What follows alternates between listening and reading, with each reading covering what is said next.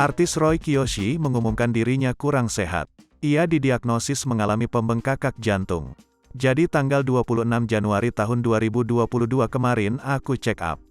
Ternyata ada pembengkakan jantung, kata Roy Kiyoshi ketika ditemui di kawasan Cengkareng, Jakarta Barat, Selasa, tanggal 1 Februari tahun 2022. Roy mengatakan mulanya ia ada keluhan tensi darahnya. Kemudian ketika melakukan ronsen, ternyata diketahui ada pembengkakan di jantungnya. Kata dokter ini adalah asap-asap tipis itu kayak tipis. Mudah-mudahan aku nggak apa-apa, cuma ini ada jantungnya agak melebar sedikit sih, ucapnya. Alasan Roy melakukan check up ke dokter, karena dirinya sakit hingga sesak nafas. Bahkan, ia sempat mau terjatuh, karena pandangannya gelap.